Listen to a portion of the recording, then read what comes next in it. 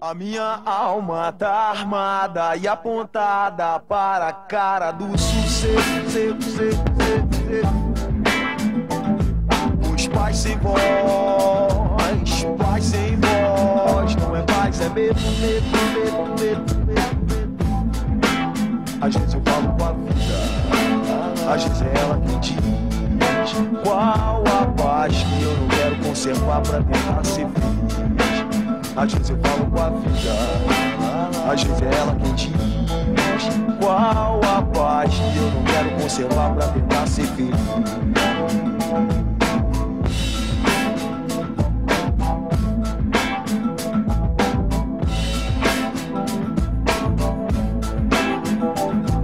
A minha alma tá armada e apontada para a cara do sucesso.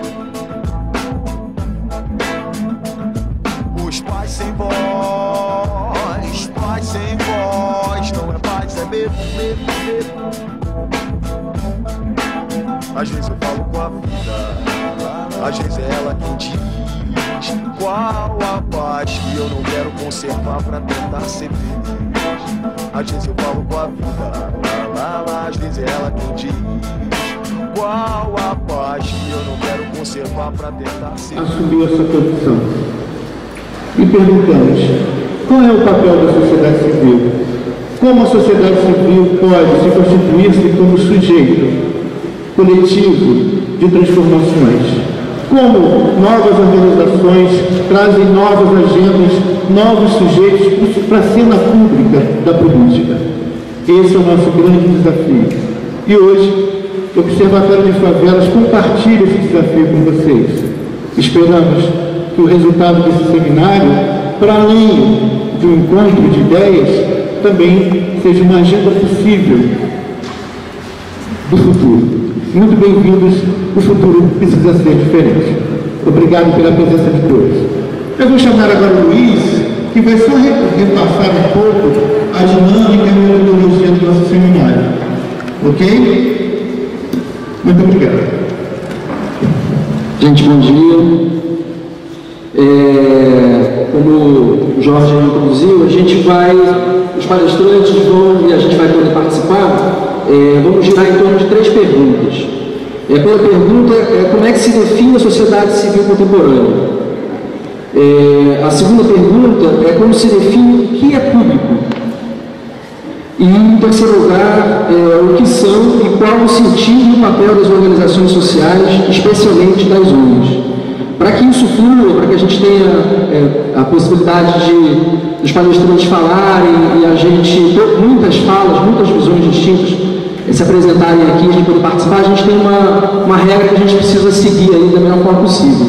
Arthur, 2 minutos para cada, 8 minutos de fala para cada palestrante responder as 3 perguntas. Então é rápido e objetivo, a gente lançar as ideias. 2 minutos para cada palestrante comentar as falas apresentadas.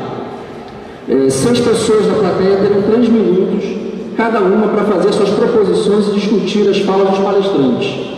2 minutos para cada palestrante fazer suas conclusões.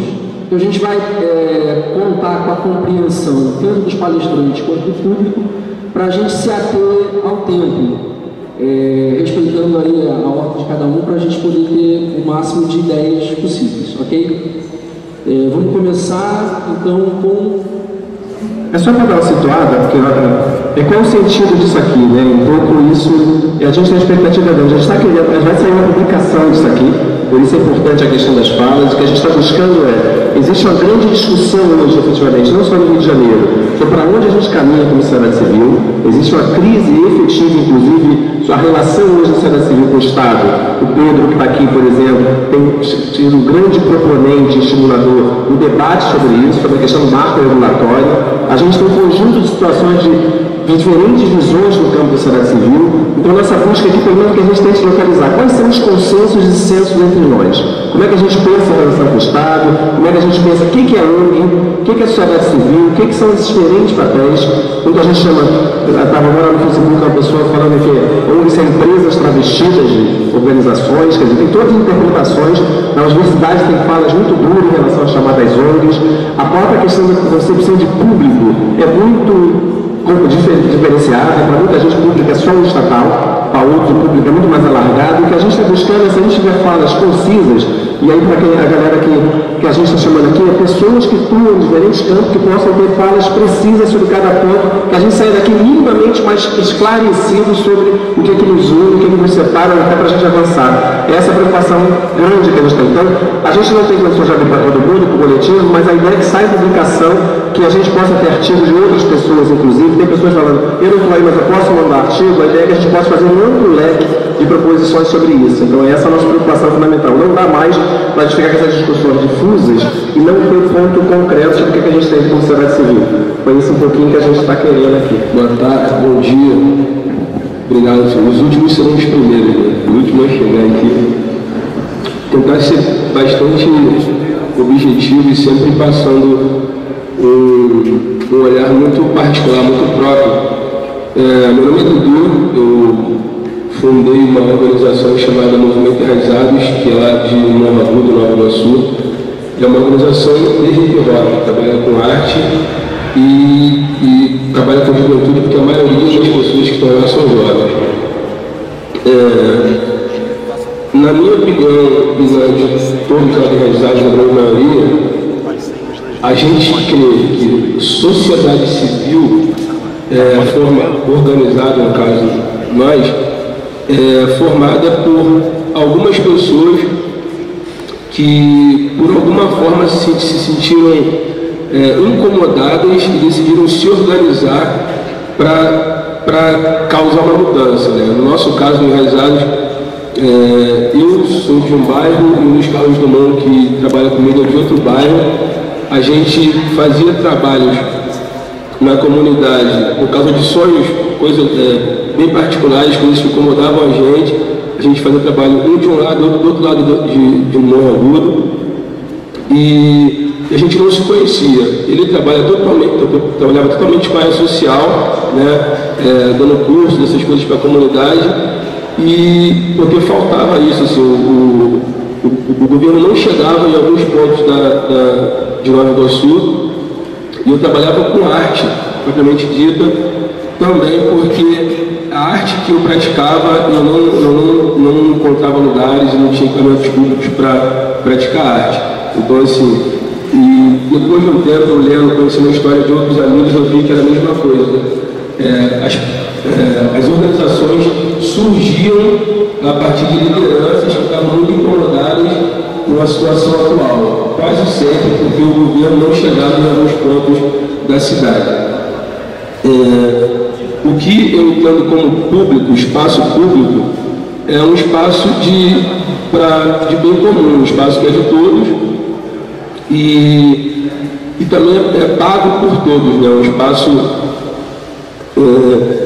isso ao pé da letra, assim, por exemplo, uma praça é um espaço onde todos podem utilizar.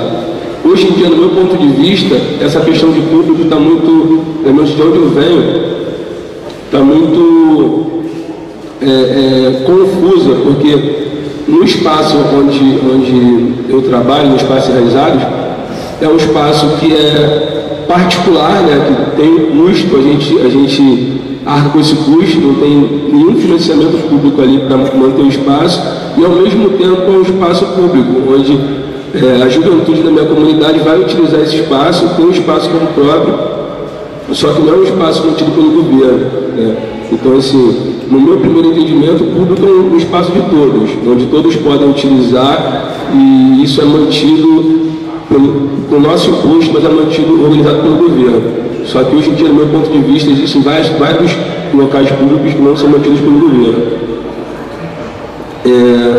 E o que são e qual o sentido do papel das organizações sociais, especialmente as ONGs, que são as mais contestadas, a gente, durante muito tempo, a palavra ONG ficou muito pejorativa, né? Assim, eu até li um artigo do Júnior Perim, que ele dizia que nós que fazemos parte das ONGs deveríamos lutar contra isso, porque tinha muita gente dando porrada na gente, a gente não fazia nada, a gente meio que se escondia e mudava o nome.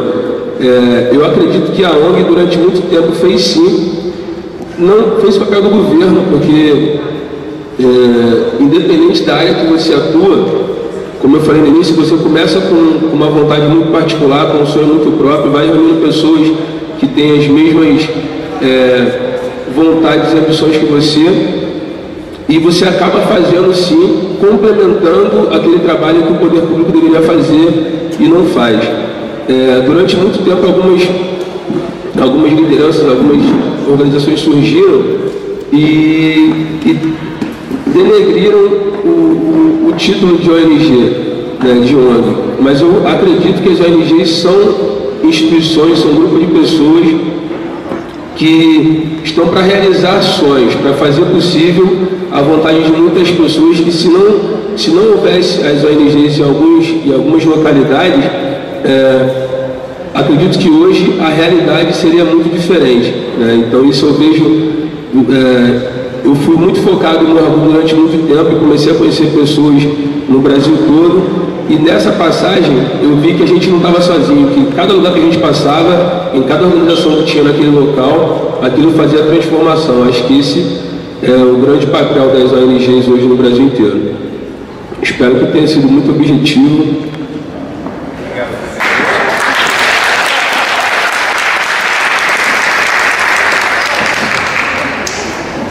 Primeiro, assim, queria dizer que hoje eu estou como a rua, né? Eu estou como Francérgio, né? Então não estou como fórum, eu também trabalho na ONG OCEDAPS, né? Faço parte do conselho, mas hoje o meu depoimento vai enquanto Francérgio, enquanto cidadão dessa cidade, não é uma fala representativa do Fórum de Juventude do Rio de Janeiro.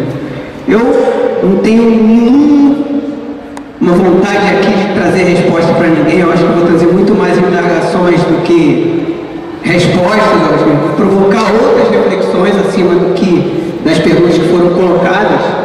E eu trouxe algumas perguntas para compartilhar com vocês e algumas afirmações que eu acredito, né? Eu acho que, assim, primeiro, contextualizar que essas perguntas estão balizadas também no processo das recentes manifestações, né, da ocupação e da crise das representações, das crises das representatividades, né? Então acho que é importante. Um outro contexto é uma discussão que o campo das ONGs vem trazendo, que é o marco regulatório das ONGs. Então acho que, assim, as manifestações e essa questão do marco regulatório, eu tentei de alguma forma fazer uma interlocução com esses dois pontos.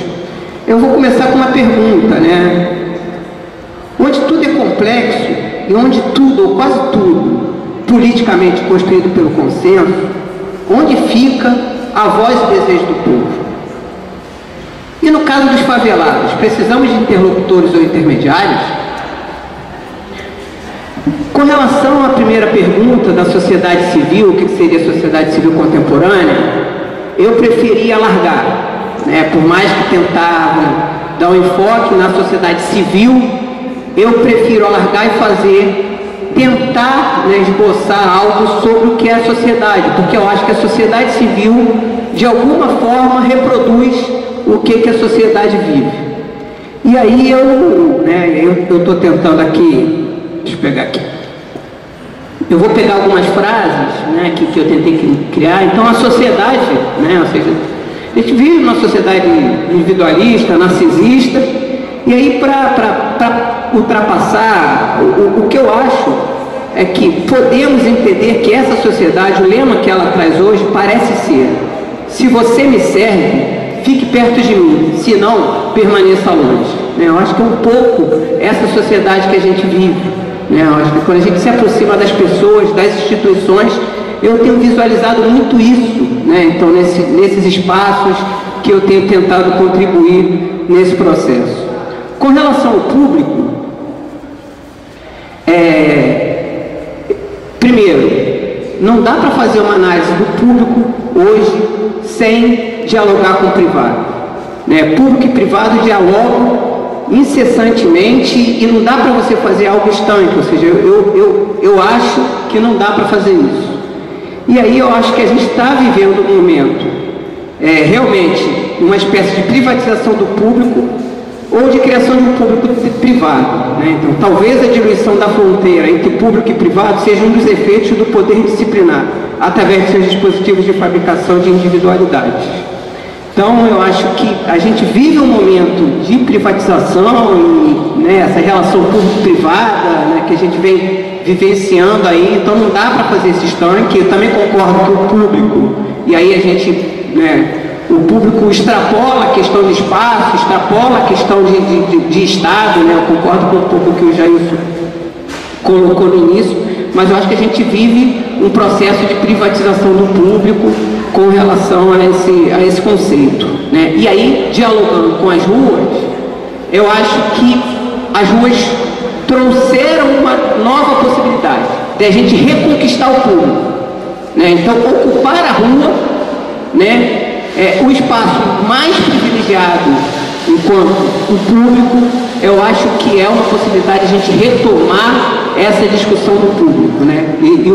Devido a esse todo processo de privatização. Primeiro, eu acho que assim, tem processo histórico aí. Se a gente pegar uma primeira geração de ONGs, né, no que elas, como elas surgem, elas trazem um processo primeiro, de contestação ao Estado, né, de contestação ao mercado, né, com financiamento muito de instituições ligadas às igrejas, né, teologia da libertação e financiamentos de esquerda, ou seja, a primeira geração de ONGs traz um pouco esse retrato, ou seja, é a esquerda, e aí eu acho que é necessário, além dessas perguntas, a gente imaginar e começar a colocar na nossa pauta o que é esquerda, né? Porque tem muitas ONGs que se colocam como ONGs de esquerda, né?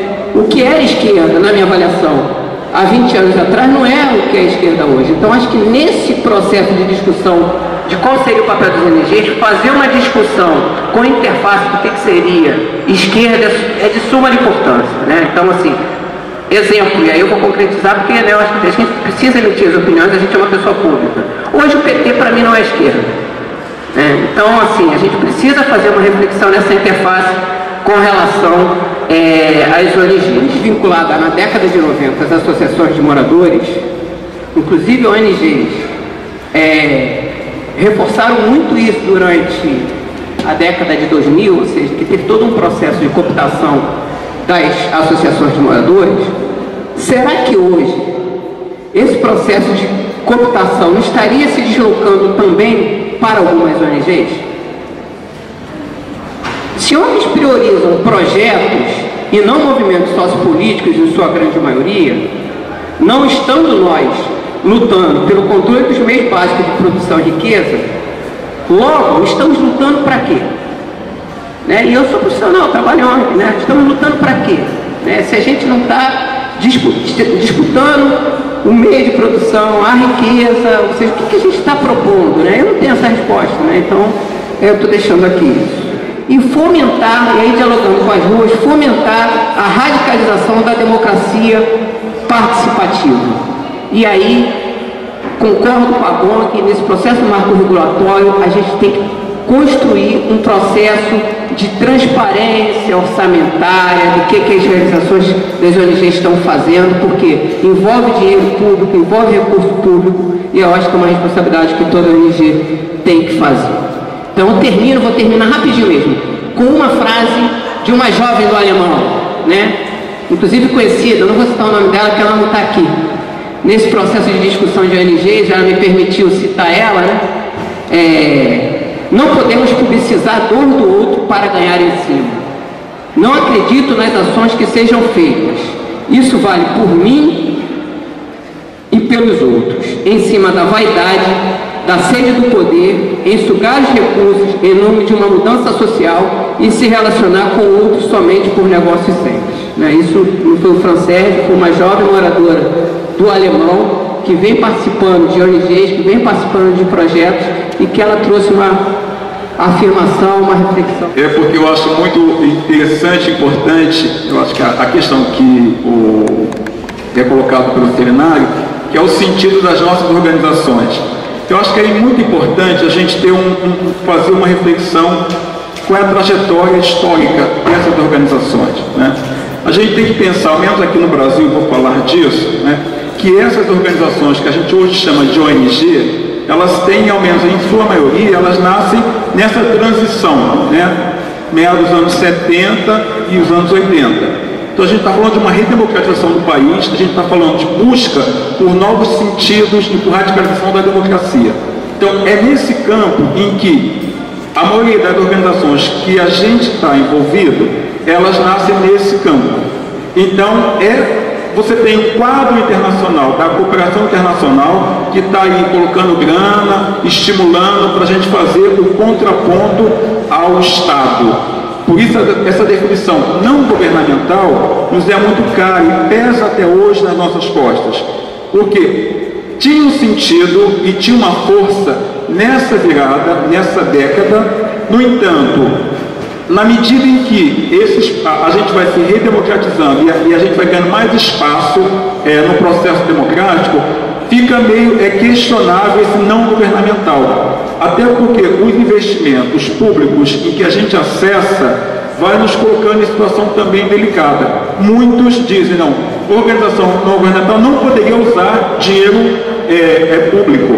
Esse é um debate. Um pouco, se é dinheiro público e se a gente está atuando no público, por que não? Então, esse é o debate que se coloca até hoje. Mas, enfim, ele também nos oprime, ele também nos traz alguns problemas. No entanto, eu acho que a década de 90, ela vai complexificar demais esse campo que a gente chama de ONGs. A gente vai ver aí, vamos dizer, as tradicionais, aquelas que nascem aí na virada dos anos 70, 80 e nascem com um norte, com um posicionamento muito claro de exatamente tentar ampliar os espaços por dentro do próprio Estado. Você tem isso, uma mudança radical nos anos 90. Não é à toa que também é o período em que as utopias vão se mexendo, eu estou falando, quer dizer, da queda do muro, estou falando da queda do socialismo real, entendeu? Eu estou falando um pouco desse campo que era a referência conceitual, a referência financeira para as ONGs, ele também está se movendo. Isso tem um impacto direto, a gente vai ver os anos 90, exatamente com uma multiplicidade de novas organizações que a gente continua chamando de ONGs, né? E aí a gente pode falar, eu posso falar de 300 ONGs ou de 400, eu posso falar de 3.000 ou de 5.000 ONGs. Essa é a complexificação do nosso campo. De que a gente está falando? A gente está falando daquelas históricas que têm um posicionamento nas quais o Cândido chama de organizações de cidadania ativa, ou a gente está falando daquelas que hoje cumprem um papel de operar na margem algumas políticas públicas, e aí subordinadas a uma lógica que elas não têm nenhuma autonomia.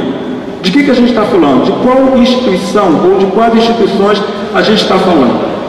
Então, essa é um desafio, e por isso que eu achei importante qual o sentido das nossas organizações, porque hoje a gente está contra a parede, porque de alguma forma, concordando um pouco com algumas questões que o Francés vem trazendo, a gente está sendo chamado a pensar qual é o sentido, para onde é que a gente quer caminhar, o que a gente quer transformar nessa relação da sociedade com o Estado e que novas utopias a gente é capaz de criar nesse processo. Eu acho que é um déficit hoje de reflexão e é um déficit de sonhos no nosso campo também. E daí que a gente está prisioneiro de uma certa burocratização, talvez, dessa relação de pensar a própria sociedade. Eu estava, para fazer um gancho com as manifestações, me impressionou porque as nossas organizações, elas não foram, no meu ponto de vista, elas não foram objeto de crítica das manifestações. Para mim, isso significou uma desimportância política das nossas organizações. Efetivamente, nós não fomos sujeitos nas quais as manifestações se pronunciaram. Eu fico pensando, caramba, muitas das nossas organizações têm um posicionamento claro, né, de enfrentamento com o Estado e transformação da forma como ele vem se organizando e operando. A gente tem posicionamento contra a estrutura do desenvolvimento que está nos levando a um desgaste da própria natureza, que a gente está chamando dos comuns, ou dos bens comuns. Para onde é que a gente está caminhando? E algumas das nossas organizações têm posicionamento crítico. No entanto, e outras têm aderência completa ao modelo. Mas elas não foram, nem por um lado, nem por outro, elemento trazido ao debate ou que tenha ganhado alguma visibilidade nesse processo.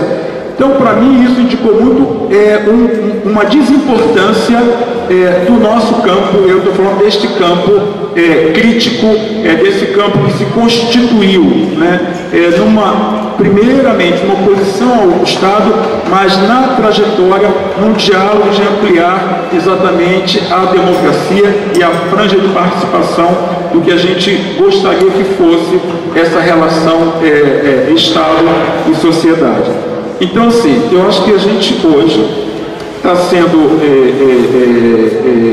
demandado a repensar os nossos caminhos.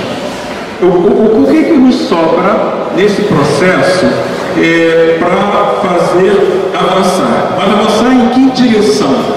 Avançar para onde? Se a gente fizer aqui, e eu acho que aqui nós temos um pouco privilegiado, né? Porque certamente todo mundo tem um pensamento crítico, mas mesmo aqui entre nós temos diferenças e algumas discordâncias no horizonte para onde é que a gente quer caminhar. No entanto, é fundamental e necessário que a gente possa se encontrar e colocar sobre a mesa essas nossas diferenças, porque só isso vai ser possível se construir novas utopias, novos horizontes utópicos, novas possibilidades de se redefinir este campo do que a gente conformou chamar campo das organizações não governamentais, que a gente está abrindo mão disso. Eu acho que é importante e se afirmar como organizações da cidadania ativa, até para poder fazer uma diferença daqueles que querem ser outra coisa. O que nós queremos ser? O que resta para organizações como a nossa, com uma tradição de posicionamento crítico, o que nos resta na construção de novas utopias? O que a gente tem para oferecer para essa sociedade? Eu confesso para vocês que eu estou realmente assim impactado, porque eu sinto um pouco que os limites são muito imediatos, porque a gente tem pouca proposta, a gente tem pouco o que oferecer como horizonte utópico.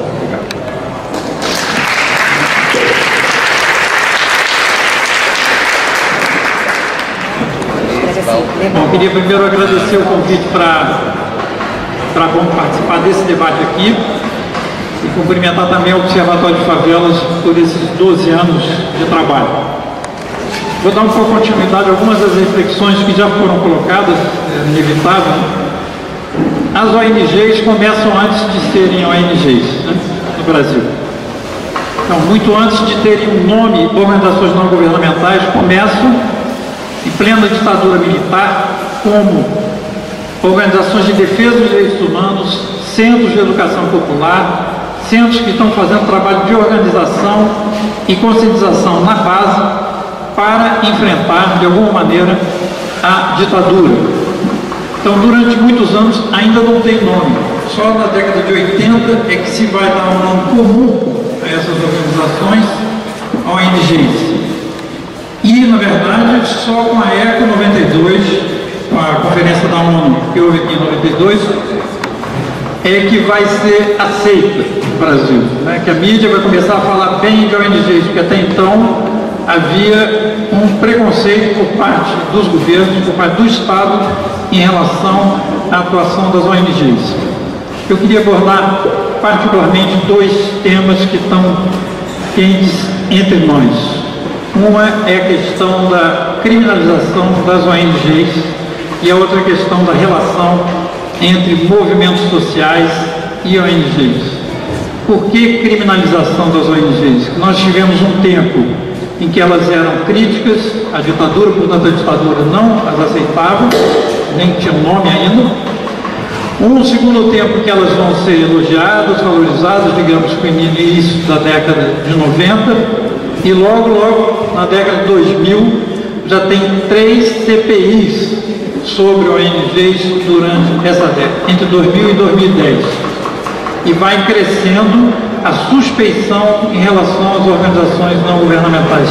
Por que essa onda de criminalização que permanece?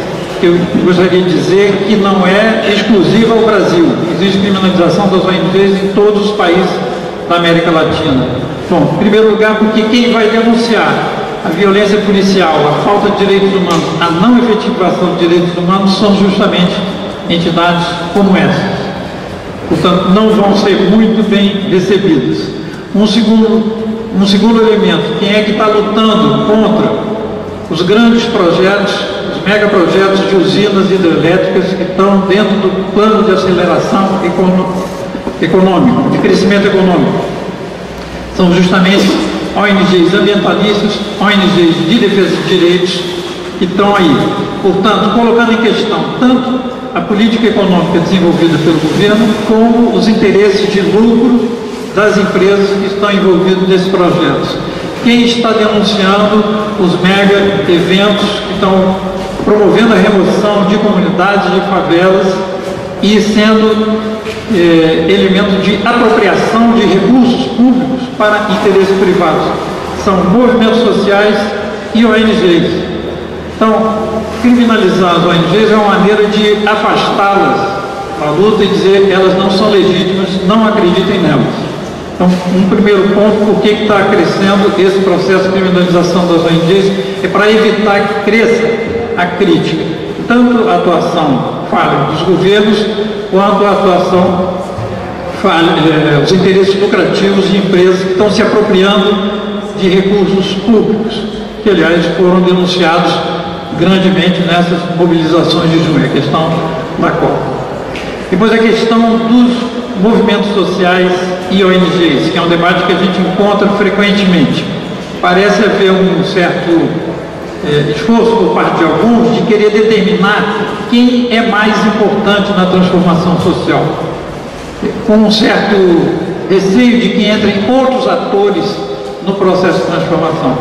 Quando a gente analisa a sociedade, pensando em termos de mudanças sociais, o que produz transformação social, nós vamos encontrar tanto movimentos sociais, movimentos de trabalhadores, movimentos de camponeses, movimentos de associações de moradores, como nós vamos encontrar entidades da sociedade civil que vão se organizar para defender ou para resistir em pontos que estão sendo atacados ou não estão sendo atendidos pelos governos, pelo Estado. Portanto, não há que escolher teoricamente, antes, a priori, bom, quem faz a transformação social é tal movimento. Eu estava estudando movimentos sociais anos atrás e se dizia que o movimento transformador da sociedade é o movimento operário. E quando você vai estudar as revoluções sociais que ocorreram no mundo, você vai ver que todas elas nunca foi unicamente o movimento operário que fez revolução. Foram vários movimentos juntos, em alguns países foram sobretudo movimentos camponeses que fizeram a transformação. Então não há que decidir a priori quem é que faz. Os movimentos sociais são fundamentais, os movimentos trabalhadores, sem eles não haveria transformação social, mas inevitavelmente cidadãos e cidadãs que encontrarem alguma falha na organização da sociedade, que encontrarem direitos que não estão sendo atendidos, que encontrarem direitos pelos quais devem resistir, porque estão atacando esses direitos. Estou pensando agora dos direitos conquistados pelos povos indígenas na Constituição de 88, que estão sendo atacados nesse momento. As cidadãos e cidadãs vão se organizar para defender e vão fazer parte do processo de transformação social. Então, nós temos de recuperar o papel que essas entidades, que nós chamamos de ONGs, tiveram, tanto no processo de democratização durante a ditadura, como no processo de democratização da democracia, porque isso que essas mobilizações vieram denunciar, que nós não estamos plenamente numa democracia. Nós estamos vivendo uma situação política em que governos fazem o que pensam que devem fazer, sem perguntar o que a sociedade está perguntando a respeito disso. Nós vamos nos mobilizar para exigir que nós participemos desse processo. Por isso que vários já falaram aqui, a nossa grande objetivo é a radicalização do processo democrático, a democracia participativa, e não apenas nós elegemos o governo e o governo tem o direito de fazer o que quiser, passando por cima dos interesses da maioria. Por essa razão também que nós estamos brigando, foi falado aqui várias vezes já, por um marco regulatório das organizações da sociedade civil, para que haja um ambiente favorável à atuação das ONGs, não essa postura crítica. Eu gostaria de voltar aqui um pouco que acho que o Itamar que levantou essa questão do dinheiro público.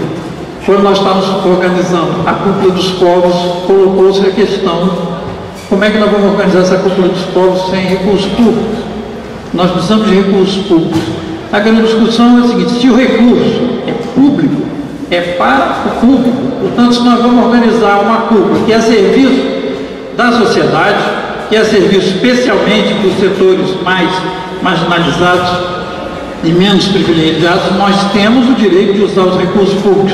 E nós não vamos nos limitar, não vamos parar de dizer o que nós pensamos, porque nós estamos usando os recursos. Os recursos públicos são nossos. Foi dito isso ao governo: nós vamos usar o dinheiro, mas nós vamos continuar a dizer o que nós pensamos. E conseguimos uma parte desse recurso para realizar a Cúpula dos Povos. Portanto, não é uma visão de que o recurso é público, portanto, nós passamos a ser dependentes e controlados por isso. Nós vamos continuar a brigar, portanto, por esse marco regulatório, que até o presente momento o governo não cedeu. Nós estamos lançando essa semana, não sei até se já saiu, se já está no site, uma nota pública sobre o marco regulatório, denunciando esse desinteresse do governo em fazer avançar essa matéria. Eu fico por aqui e deixo o resto para o debate seguinte. Obrigado. O observatório está fazendo 12 anos, entrando na pré-adolescência, e aí faz pergunta de gente grande. Pô, James, eu falo, vocês estão entrando na pré-adolescência e faz pergunta de gente grande. Eu acho que eu não tinha que estar aqui, eu só estou aqui porque eu sou bonito, porque essa pergunta é mais intelectual, né? Bom, eu vou me amparar nessa questão das ruas. Eu tenho dito que não é o momento da escuta. Eu acho que é o momento da fala, da gente reposicionar os discursos, tanto governo quanto sociedade. Então, não estou aqui para fazer pergunta, estou aqui para fazer afirmação das coisas que eu acredito. E cheio de confusões ainda na cabeça. Eu acho que tem dois caras que eu estou lendo hoje. Um é o Jailson e o outro é uma página que eu encontrei de frases de para-choque de caminhão. Para interpretar esse momento, eu li uma ontem que era o seguinte: não sei para onde estou indo, mas estou na frente. Isso é sensacional. Né? Eu acho que esse é o lugar que a sociedade civil tem que se colocar. Acho que está acontecendo um movimento babaca, né, das ruas, alegórico, de achar que é preciso exercer controle social sobre tudo, é preciso exercer controle social sobre campos e lugares que foram inventados por gente que veio das classes populares. Eu, por exemplo, não sabia nem que era ONG. A culpa de eu estar nessa parada é da FASE. Alguém aqui tem algum questionamento à FASE? Uma ONG que nasceu na década de 60, né? Eu lembro que eu gostava de beber cerveja na escola de samba. A escola de samba era dominada pela máfia do óleo, e aí os caras largaram a escola de samba porque ela caiu para o grupo de acesso. Eu inventei de assumir lá a escola de samba junto com uma galera que bebia cerveja na escola de samba e que não tinha nenhuma relação institucional com aquele ambiente. E aí a gente assumiu a escola e eu dei ideia: porra, vamos fazer um enredo sobre o Estatuto da Criança e Adolescente, discutir os 10 anos da edição da lei e quais eram os avanços que a gente tinha conseguido pelo Estado brasileiro, né, do ponto de vista de assegurar todos aqueles direitos, e sobretudo aqueles direitos que compõem o artigo 4º desse Estatuto. E aí, quando a gente foi fazer o carnaval, eu me dei conta, uma baita de uma capacidade de mobilização sociocultural, sociopolítica que tem uma agremiação carnavalesca, e a gente aqui falar de um tema tão importante e não exercer nenhuma atividade a favor da infância e da juventude. Ou seja, no município de São Gonçalo, onde as políticas públicas são extremamente frágeis, a gente começou ali a desenvolver um conjunto de ações completamente assistencialistas, com com aquela ideia de pegar os moleques mesmo, os caras médico, o cara que tocava cavaquinho, queria resolver a culpa católica dele, ia lá ensinar os meninos pretos com meleca como é que tocava cavaquinho, não sei o que, os meninos pobres. Eu tinha esse mesmo sentimento de altruísmo. E aí conheci a Cléia, falei, tem que entender que merda que é essa aqui é ONG. Aí eu fui lá na fase, fiquei, porra, tomando esporro na fase dias, semanas, meses, reuniões e tal, parará, até que eu larguei o serviço público, nessa época eu trabalhava no serviço público, e fui me dedicar a isso, acreditei nisso. Foi duro inventar essa parada, foi duro inclusive fazer essa transposição, de se assumir como ator político na cidade, de discutir o desenvolvimento da cidade, a partir do favorecimento de ações que pudessem contribuir para o desenvolvimento de uma perspectiva integral de crianças e jovens, né? E aí depois a gente se consolida ali, ganha alguma visibilidade, vem para o Rio de Janeiro, começa a empreender uma ação. Fico vendo os caras falar de ocupação agora. Eu lembro que a gente ocupou um terreno que era uma, tá ali a lona, na Praça 11, que era um estacionamento de reboquista, onde menina fazia filação em reboquista para comprar pedra de crack. Quando o crack nem estava tão famoso no Rio, ali na Praça 11 havia tido a maior apreensão de crack, 17 mil pedras. Foi capa do jornal Extra, isso em 2005. Então assim, aí eu fico olhando aqui, muito motivado até pela fala do Fran Sérgio, né, tem uma galera que está questionando tudo. Está parecendo que assim, há uma crise de representação política no Estado, e aí o cara está transmutando essa crise para a gente também. Eu não vivo nenhuma crise de representação, não faço política pública, trabalho com circo, ajudo moleques a desenvolverem habilidades, a desenvolver sua subjetividade. Aquele espaço está ali para isso, para a gente construir possibilidades do moleque inventar a vida no campo da subjetividade. Quer ser artista, vai ser artista numa oportunidade que, aliás, a cena sempre foi dominada, a cena artística historicamente foi dominada pelas classes médias, e ali a gente oferece gratuitamente, publicamente, com o recurso público e com o recurso privado que a gente transforma em recurso de interesse público, na construção e na manutenção de um espaço onde as pessoas livremente podem entrar, sair e podem até questionar nos limites da construção, dos questionamentos e de participação, da construção da organização, porque também questionar exige um nível de responsabilidade, né? Eu ando meio chateado com essa, não é crise, com esse discurso moralista que a gente está vendo, da chamada esquerda do campo popular brasileiro, que é isso, que no lugar de batalhar por um marco regulatório, que eu nem sei se é um marco regulatório da sociedade civil, eu já estou num outro lugar. Eu acho que o papel das ONGs hoje é rediscutir o Estado brasileiro mesmo, não é só rediscutir o modelo de representação. O Estado foi inventado pelas elites e tem sido historicamente capturado pelo capital. Então disputar o dinheiro público é disputar com o capital. Disputar o Estado é um desafio de cada agente social.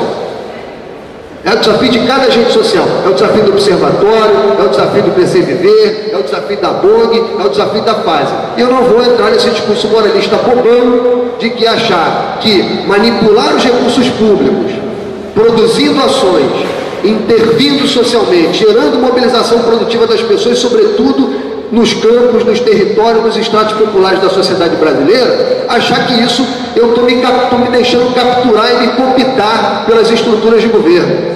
Eu, como sociedade civil, falo com o Estado. Pouco importa quem é o prefeito, quem é o governador, quem é o presidente da República. Aliás, dizendo aqui, né, e falando do campo da cultura, e falando desse papo da criminalização, o que a gente está vendo hoje, para além da fala da BOG, que já não era mais necessário eu falar nada. A BOG está muito mais preparada para falar sobre isso, acumula estudos, enfim, avaliações, e está lá cheio de gente inteligente pra caramba. Que pode produzir reflexão, eu não tenho essa capacidade. A questão é, a gente está olhando, engraçado, né? Uma porrada de deputado faz um monte de merda, e nego não fecha o Congresso, e nem por isso a gente defende o fechamento do Congresso, né? Porque ele é importante para a democracia brasileira. Uma ONG teve um problema, na época, que se diga aqui, quando a ministra Marta Suplicy foi ministra do Turismo, uma ONG teve um problema com uma emenda parlamentar, e aí o Estado brasileiro, neste governo, criminalizou todas as ONGs, todas, de cultura, de esporte e que atuam no campo do turismo, todas. Fez questão de não só criminalizar, de botar um impedimento na lei de diretrizes orçamentárias para que o Estado produzisse relações de conveniamento com essas organizações via emenda parlamentar. Ou seja, emenda parlamentar agora só pode para a empreiteira. E as pessoas acham isso maravilhoso e maneiro, sabe? Então, assim, eu acho que o nosso papel hoje, e aí respondendo a última pergunta e já encerrando aqui a minha participação, quem quiser conhecer mais o Crescer e Viver, crescerviver.org.br, é essa. Não estou a fim de interpretar as ruas, estou a fim de estar em algumas mobilizações das ruas. A rua está muito difusa, a rua toda não vale, a rua em alguns aspectos é até golpista, né? A rua, o esquerdismo das ruas caminha muito mais para o que eu chamaria de udenismo do que de esquerdismo, porque o esquerdismo das ruas está pautado no debate moralista, não está pautado no debate de superação das desigualdades, da reinvenção da representação política brasileira, da denúncia à criminalização da sociedade civil. A rua não está pautada nisso. A maior parte das ruas está pautada no debate moralista. Nesse eu não entro. Eu não confio em político que fala em ética. Não confio em projeto político que fale em ética, né? Como diz o Jailson, meu mestre, depois da Cléia Silveira, né? Ética é atributo. Ética é atributo. Político de direita, político de esquerda, partido de esquerda, partido de direita, minimamente tem que tratar a coisa pública com ética, como nós tratamos. Então, assim, eu estou na rua naquilo que me cabe, naquilo que me apetece, né? Porque na rua eu já estou um tempão. Eu invadi um espaço público, improdutivo, que juntava menina se prostituindo e dei um sentido para aquele espaço público. Eu, sociedade civil, não estou ali fazendo política pública, estou ali fazendo uma ação de interesse público, é bem diferente, né? Eu acho que tem que separar isso, ação de interesse público e política pública. Confio e acho que as políticas de superação das desigualdades, elas só vão, a gente só vai superar com escala, com o Estado atuando. Mas há ações muito específicas como a que eu desenvolvo, que eu acho que o Estado não tem nenhuma competência para desenvolver. Nenhuma. Se a gente pegar experiências aqui que eu conheço, vamos lá, a experiência do Dudu, eu acho que mais do que discutir política pública, de lá, inventar, levar a cena do hip hop, formar moleque na Baixada Fluminense, não tem que dizer que está fazendo política pública, está fazendo uma ação de interesse público, mobilizando a juventude, dando formação para a juventude e merece ter o reconhecimento do Estado para isso. Aliás, eu acho que o dinheiro do Estado para as nossas ações, tem um minuto, não é isso? Tem que ser ampliado, tem que ser ampliado. É um equívoco, está aqui o Beto Nascimento, se a gente pensar em incentivo fiscal, né? Não vou falar de tudo que o Estado financia para a organização da sociedade civil, mas o incentivo fiscal, por exemplo, para ações de cultura, tenho ela no sentido mais público, mais socialista, mais inclusivo, mas é 1,7% de todo o incentivo fiscal que o Estado brasileiro faz, né? A Volkswagen foi capturada, foi computada pelo Estado brasileiro. A Volkswagen continua na sua agenda de vender carro, de ser poluente e de disputar o financiamento do Estado para ela continuar lá, reservando bom lucro para os seus acionistas e vendendo carro aí para a classe média e tal. Eu até tenho carro, estou até condenando isso, mas eu até uso carro, eu sou poluente também. Então, assim, é preciso a gente sair desse lugar. Eu acho que a minha fala aqui tem muito mais a ver com um pouco motivado pelo Francérgio, um pouco também muito mais motivado pela Bong, que é isso. Eu acho que o desafio da sociedade civil agora é disputar e reinventar o Estado brasileiro para reconhecer as nossas formas de criar modos de produzir a vida, de produzir a existência e de gerar inclusão. É isso que as ONGs fazem, as que são sérias. As que não são, eu estou preocupado. Tem político que não é sério, tem político que é sério. Bom dia a todas e todos. Vai ser um pouco a contradição da sociedade civil mesmo, eu falar depois do Júnior, né? Que são os opostos que se aproximam, que se complementam, mas é uma fala só no sentido, Júnior, de intencionalidade, né? Eu acho que o Observatório está fazendo 12 anos, é um marco importante nessa trajetória, não só do Observatório, mas do que ele representa, do espaço que ele ocupa esse processo de democracia, de participação, de expressão do conjunto da sociedade civil, né? A gente tem 50 anos da FASE, 40 anos do ISE, 30 anos, 35 anos do IBASE, 20 anos do CEDAP, enfim, então E temos também Enraizados, Crescer e Viver, Observatório. São momentos diferentes, histórias que se recriam da sociedade civil, né? Do que esse espaço difuso, divergente, contraditório da sociedade civil. E justamente por essa pluralidade toda, a gente tem um grande problema que é a ser superado, que é a questão da representatividade. Como é que a gente se expressa dentro de um espaço tão plural, tão diversificado, que cabe o contraditório, que cabe as divergências, mas que precisa também ganhar, de alguma maneira, uma institucionalidade, que a gente está redescobrindo ela, mas precisa ganhar uma institucionalidade para poder produzir incidência política. Então, a minha fala é marcada fundamentalmente por essa institucionalidade, né? Qual é o limite do que a gente pode viver num processo de inovação, transformação, que é uma marca da sociedade civil, mas ao mesmo tempo conseguindo disputar e ocupar espaços das políticas públicas também, né? O ISER, por exemplo, está no Conselho de Direitos Humanos aqui do Estado do Rio de Janeiro, né? O Observatório também está, e o IBASE também, e outras organizações. Que para quem serve esse espaço? De que maneira que a gente da sociedade civil, que ocupa 2/3 do Conselho, pode incidir nas políticas públicas de forma efetiva? Que lugar se dá no conjunto da sociedade, no conjunto das políticas públicas, para esse espaço do Conselho, né? Quer dizer, o governo Lula, especialmente o segundo ano do governo Lula, o Alexandre e o Inés, que fizeram um acompanhamento, enfim, muito responsável desse espaço de participação, organizou conferências, criou conselhos, teve um espaço de participação muito significativo. E qual é a consequência disso, né? Qual o que isso desdobrou em termos de influência da sociedade civil nas políticas públicas? Então eu acho que, se ao mesmo tempo a gente vê as manifestações colocadas nas ruas, que o Francérgio chamou bem a atenção, e o Júlio também, quer dizer, eu fico me perguntando, vamos ver se eu vou acertar aqui, eu fico me perguntando, quer dizer, a gente teve também, de alguma maneira, para a gente da sociedade civil, um espaço, digamos, desafiador e transformador, que foram também esses momentos das conferências de conselhos.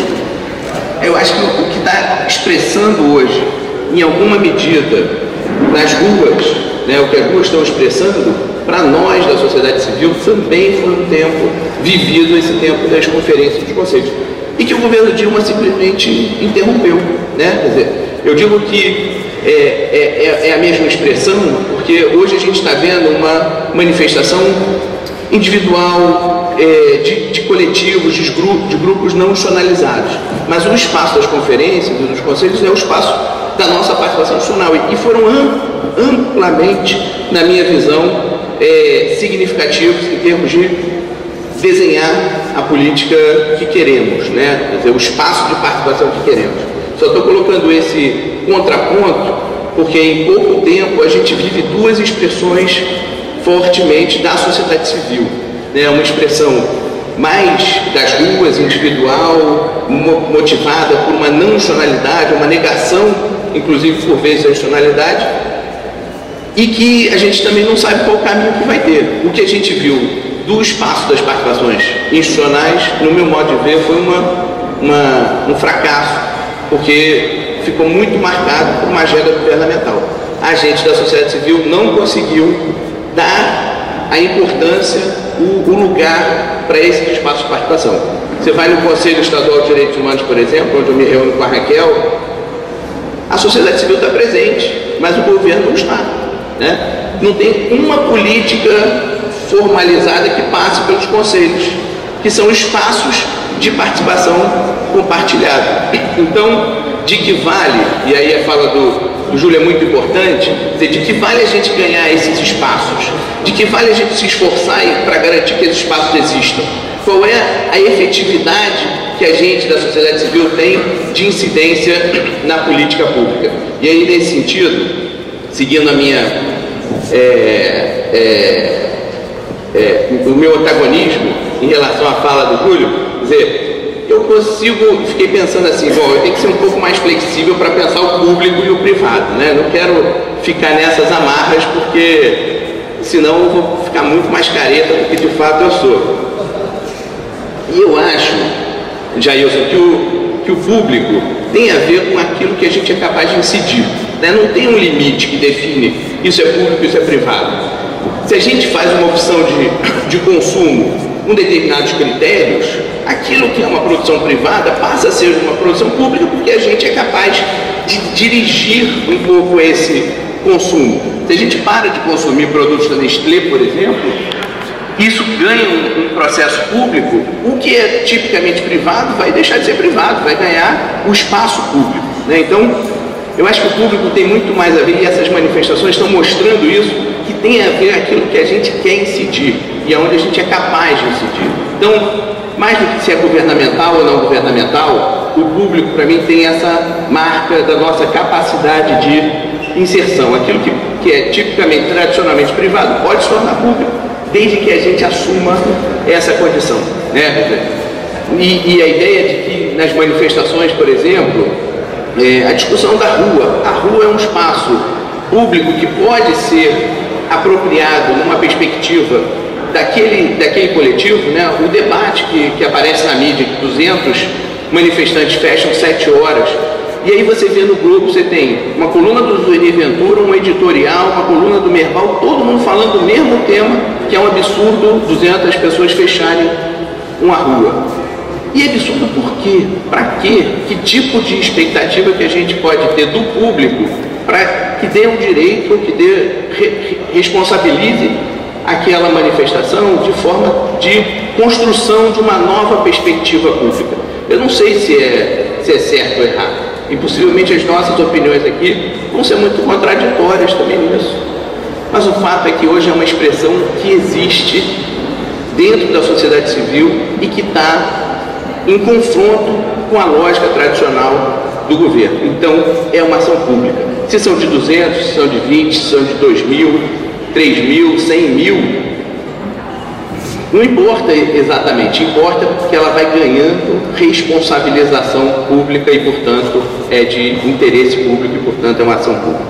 Eu me lembro das manifestações, não sei se isso aconteceu contigo, Francérgio, mas aquela segunda manifestação na quinta-feira, onde a polícia foi aquele nível de absurdo extremo, a manifestação também estava muito esquisita para a gente, né? Era uma coisa assim confusa. É contra a corrupção, é contra a Dilma, é PEC 37, é o não me represento. Onde é que, o que cabe ali? E virou um certo clamor ir para essas manifestações, né? Então, e posterior a essas manifestações, vieram uma outra sequência de manifestações de fôlego impressionante. Estava conversando com a Tatiana aqui, com o Itamar, quer dizer, a cada 2 dias tem manifestação. Quem trabalha na Rio Branco, como é o escritório do IBASE, é uma passarela, né? Então, de que maneira que essas manifestações conseguem um fôlego que eu não imaginava, né? Eu acho que isso é uma diferença. Qual é o fôlego, qual é a sustentabilidade da sociedade civil? Como é que é, Dudu, estar em Nova Iguaçu e perceber que digamos, o acesso às políticas públicas é muito dificultado, né, por vários cenários. Então, de alguma maneira, eu acho que o desafio do público é que a gente ocupe o público, perceba que a gente tem incidência e seja capaz de exercer isso. E por último, para seguir as 3 perguntas, Itamar, não ser rebelde como você, eu acho que as ONGs, realmente, assim, a gente está vivendo um cenário de absoluta confusão, né? E aí, a sorte nossa de ter a Leila aqui, que foi uma das cunhadoras desse termo, ONG, então também uma das responsáveis por isso, mas teve uma importância histórica muito significativa, né? Quer dizer, a ideia de uma oposição ao Estado, ao governo, né? Uma ideia de autonomia, assim, é uma ideia que valeu por um determinado momento. A minha alma tá armada e apontada para a cara do sucesso. Os pais sem voz, paz sem voz, não é paz, é medo.